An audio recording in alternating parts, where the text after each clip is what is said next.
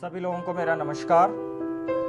मैं रमेश बिरादर, सरकारी महाविद्यालय GFGC चिड़गुप्पा। आज हमारा सत्र है BA 4 सेमेस्टर ऑप्शनल हिंदी भाषा का इतिहास, जो गुलबर्गा विश्वविद्यालय से संलग्न है।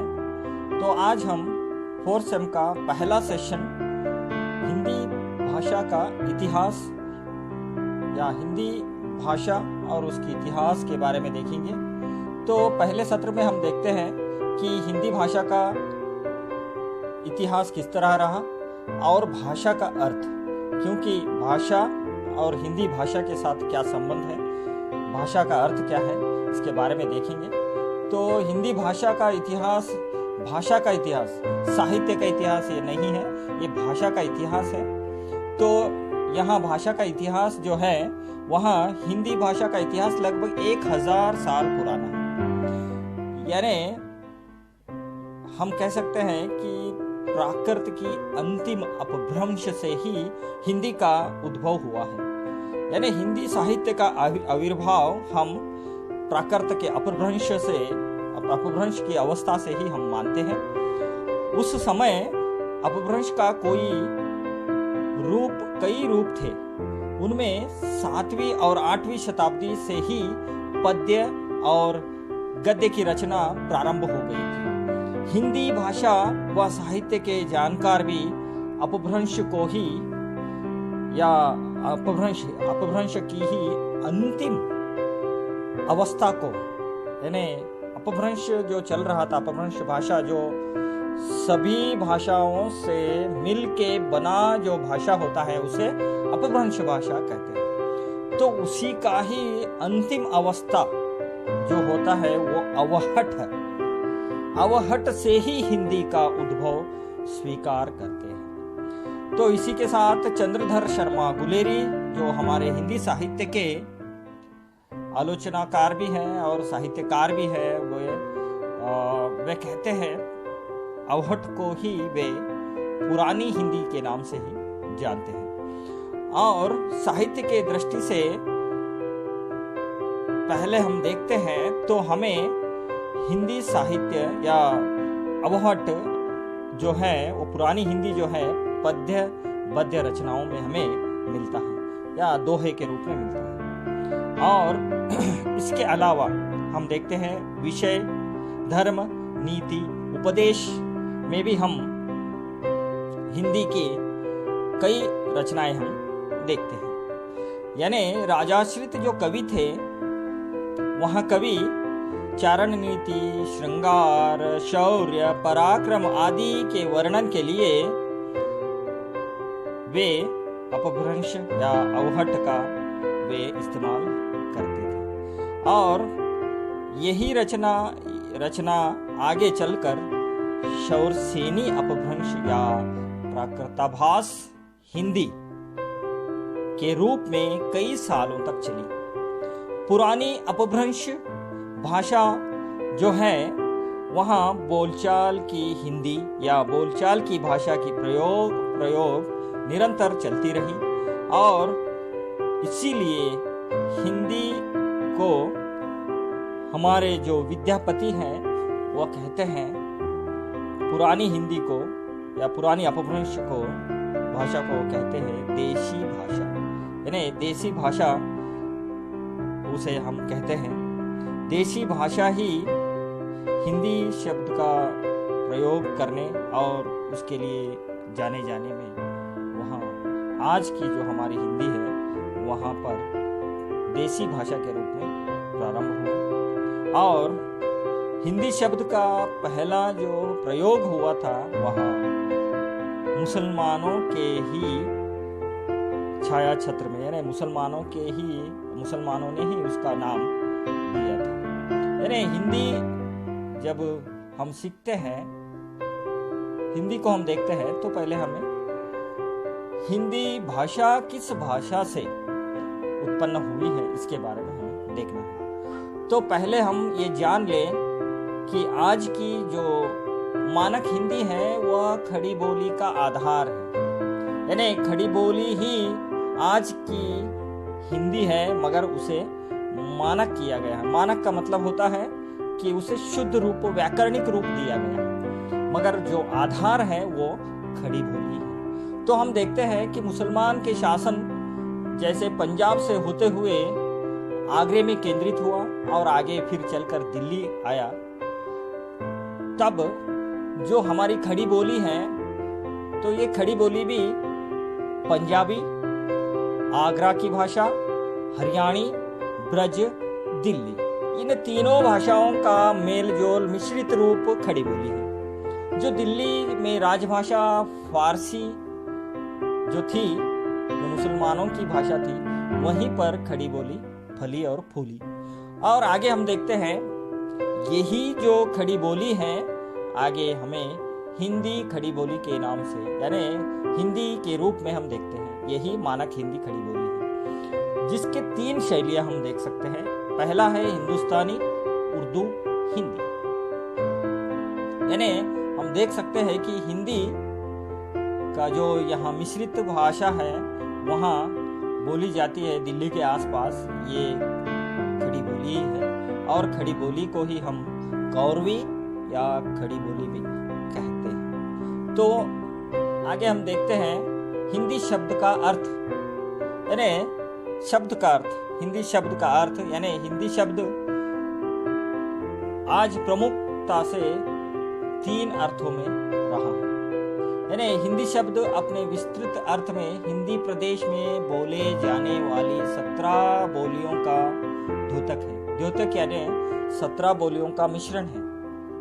हिंदी साहित्य के इतिहास में हिंदी शब्द का प्रयोग इसी अर्थ में होता है, जहां ब्रज, अवधी, डिंगल, मैथिली, खड़ी बोली आदि प्राय सभी लिखित साहित्य का विवेचन हिंदी के अंतर्गत किया जाता है। हिंदी शब्द का अर्थ हम देखते हैं तो भाषा विज्ञान में हिंदी, पश्चिमी हिंदी और पूर्वी हिंदी को ही हिंदी हम मानते हैं। ग्रियर्सन जो हिंदी साहित्य के इतिहासकार रहे हैं, यहाँ हिंदी को आधार बनाते हुए उसकी उपभाषा, हिंदी प्रदेश की उपभाषाओं को राजस्थानी, पहाड़ी, बिहारी ऐसे नाम उन्होंने दिया था, जिसमें हिंदी का प्रयोग कहीं पर भी नहीं है। किंतु अन्य 2 को की मानने में कारण है पश्चिमी हिंदी तथा पूर्वी हिंदी जो नाम दिया था। यानी हिंदी उनके हिसाब से 8 बोलियों का, यानी ब्रज, खड़ी बोली, बुंदेली, हरियाणी, कन्नौजी, अवधी, बघेली और छत्तीसगढ़ी का सामूहिक नाम हिंदी ग्रियर्सन ने दिया था। और हिंदी शब्द का संकुचित अर्थ हम जब देखते हैं तो खड़ी बोली हिंदी जो आज हिंदी प्रदेश में सरकारी भाषा है, पूरे भारत की राजभाषा है, समाचार पत्रों और फिल्मों में भी जिसका प्रयोग किया जाता है, शिक्षा का माध्यम है, वह मानक हिंदी है जिसे हम हिंदी भाषा कहते हैं। तो हिंदी जो भाषा है, हिंदी की जो बोली है, यहाँ बोली देखने से पहले हम खड़ी बोली का थोड़ा सा विस्तार हम देखें तो खड़ी बोली का जो मूल है वह मेरठ के आसपास कौरवी पर आधारित देखते हैं। जैसे अधिकांश भाषा विज्ञानी मानते हैं कि यहाँ हिंदी जो है एक मिश्रित भाषा है, जिसमें प्रमुख बातें जो होती है वो कौरवी है, किंतु उसके साथ ही पंजाबी, बंगारू, ब्रज तथा और उसके मूल परिवर्तन रूप इसमें हम देखते हैं। यानी यहाँ मध्य देश की भाषा रूप पर आधारित है और उसकी उस उत्पत्ति का जब दृष्टि से हम देखते हैं तो शौरसेनी अपभ्रंश या संधिकालीन रूप शौरसेनी अवहर से इसका संबंध हम कर सकते हैं। खड़ी बोली में प्रयुक्त रूपों में हम प्राकृत, पैंगलम, वर्ण रत्नाकर, यानी जो पुराने हिंदी जो खड़ी बोली है उसमें हम देखते हैं कि वर्ण रत्नाकर इसमें आते हैं, प्राकृत पैंगलम आता है, मुक्ति व्यक्ति प्रकरण आता है, संदेश रासक, कीर्ति लता, यह सारे खड़ी बोली के ही रूप हैं। और उसमें कुछ विकसित है और कुछ उसमें अविकसित है। और आगे हम देखते हैं कि हिंदी के अर्थ में हम देखना चाहते हैं तो संकुचित अर्थ में देखते हैं तो आज की हिंदी की सरकारी भाषा जो भारत में राजभाषा है, वही आज की हमारी हिंदी भाषा को हम मानते हैं। यानी हिंदी भाषा जो 5 उपभाषाओं की और बोली की समूह है, पश्चिमी हिंदी, पूर्वी हिंदी, राजस्थानी हिंदी, पहाड़ी हिंदी, बिहारी हिंदी। यहाँ इसके पूरे सामूहिक नाम ही आज की हमारी हिंदी है। शौरसेनी, अर्धमागधी और मागधी अपभ्रंश 1000 ईसा के आसपास उद्भूत हुई है।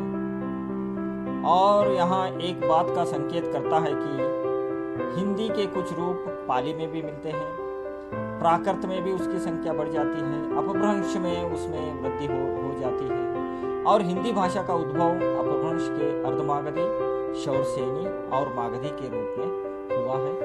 और इनके जो रूप जो है अपभ्रंश, अर्धमागधी और मागधी, शौरसेनी, पश्चिमी हिंदी, पूर्वी हिंदी, इनके बारे में हम अगले सत्र में, यानी आज के हम इस सत्र में हिंदी भाषा किस तरह से उत्पन्न हुई, हिंदी भाषा का जो खड़ी बोली रूप है वही आज की मानक हिंदी है। और हिंदी जिसकी शैली 3 शैलियां हैं, हिंदुस्तानी, उर्दू, हिंदी, यहाँ मिलाकर बनी हुई है। और उसके बाद हम देखते हैं कि हिंदी पुरानी हिंदी के नाम से ही भी जाना जाता है और उसे हमारे जो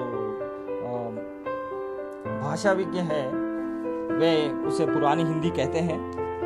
उनमें हम देखते हैं कि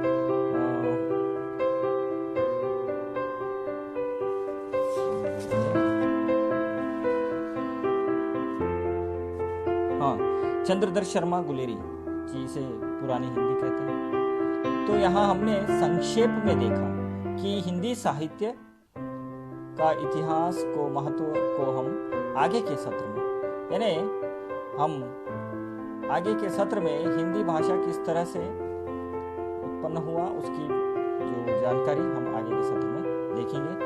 तो इसी के साथ मेरा आज का सत्र मैं समाप्त करता हूँ। जय हिंद, जय कर्नाटक।